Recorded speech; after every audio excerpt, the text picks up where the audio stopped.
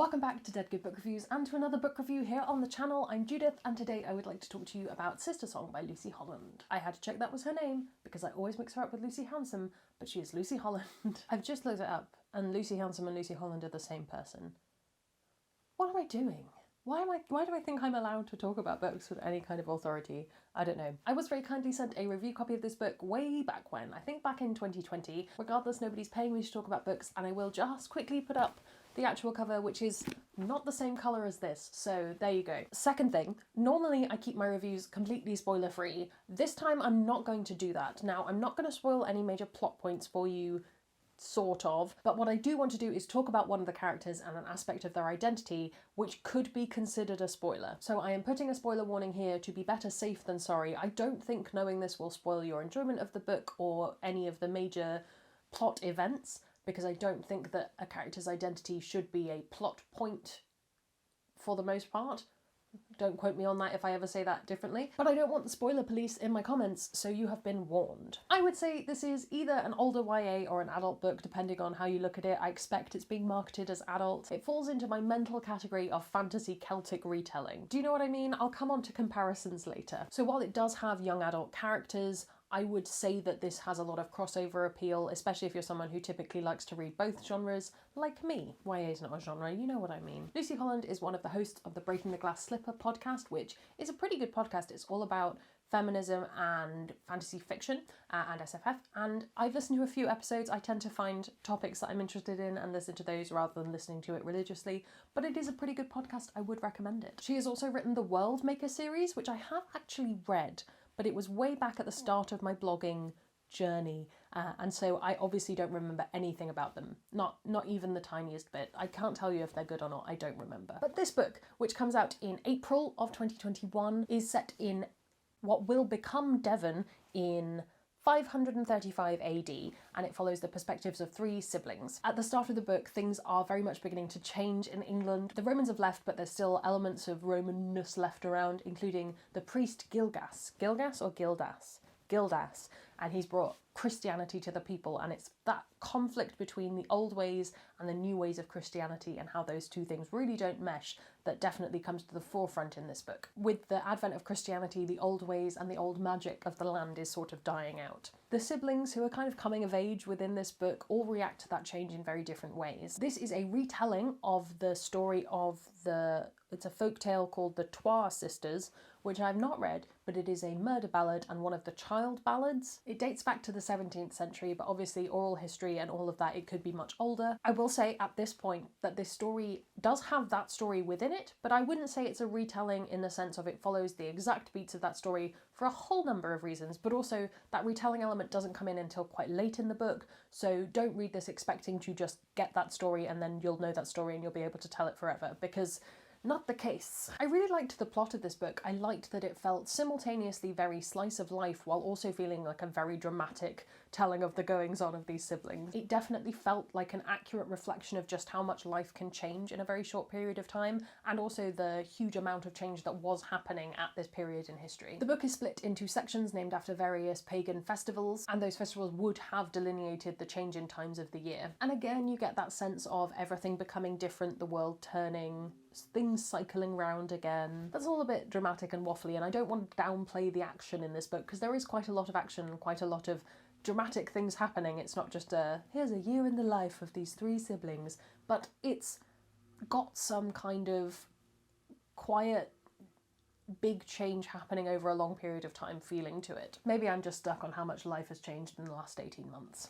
I personally really enjoy a book that tackles this conflict between the Christian church and the old ways, because I think it was a really important part of history and a really interesting thing to explore. I think it's really interesting to expand upon that and look at how in more recent times Christianity spread across the globe and erased some traditional practices in order to assert its dominance and all of that stuff. And I think it's important to read stories like this, especially if you come from a Christian background, and think critically about that. Obviously this book takes it a step further and the advent of Christianity literally saps magic from the land, but if we take it a bit more metaphorically and maybe think about it in a different way, we can look at how Christianity traditionally did take women out of positions of power in a lot of situations. I don't want want to say universally that's what happened, but it did happen for quite a long time. With that viewpoint, the way that this priest Gildas interacts with the siblings becomes less, ooh, a fairy tale fable villain, and more of a kind of like, oh yeah, maybe missionaries weren't always the best thing. There's oodles of debate we could have on that. I don't really want to have that debate here. And obviously this is talking about 1500 years ago. Things are a bit different now. I'm just mentioning it as an interesting theme of the book. We can get theological another day, maybe not. Onto that vague, slightly spoilery thing, this book does have trans representation. That's why I've been saying sibling and not sisters, which it's called Sistersong. There's something awkward in that. I am obviously not the best person to be speaking to that. I'd be really interested to know, if you are trans and you've read this book, what your thoughts on it were. But I think for the most part it's handled pretty well. I did some research and background looking at this, and actually they did do a podcast on trans representation in fantasy on the Breaking the Glass Slipper podcast, and it was a lot of listening. It sounded like a really productive question, and I trust that Lucy Holland has done the research, and I think that shows in the book, and it's handled very well. Again, I could be totally wrong, and there is one element of the story where it's before a character has come out, but there is kind of a stripping of things and revealing, you know, no, you cannot wear trousers, go and put on a dress, which might be a bit traumatic to read if that's something that definitely triggers you, but I think that for the most part it is a well-handled aspect of the story, in that actually there's other stuff happening. It's not that Lucy Holland has gone, I want to tell the story of a trans person in AD 530, whatever we were in, 5. Yes, I remembered it. It's not that, it's one element of the story, and I think that that works well. I think that it was an interesting take on the story. I'm always interested when people represent trans characters throughout history, and it just adds to that interest of how does that identity fit in with these old ways? How does that fit in with the Christianity coming in? What's going on there, and how would people understand trans identity in that past? Obviously this isn't historical fiction, this is fantasy, but there's something in there. I do think this book got a little bit boring at times. Not all of it was as amazing. I think there are some books managed to do quieter moments, less action-packed moments, and it just balances out. In this case, I think that it just got a little bit too dull at times for me, and I think partly that was because there were some elements of the plot that I didn't really care about, so whenever we were in those moments I was kind of like, ugh, I'm not fussed.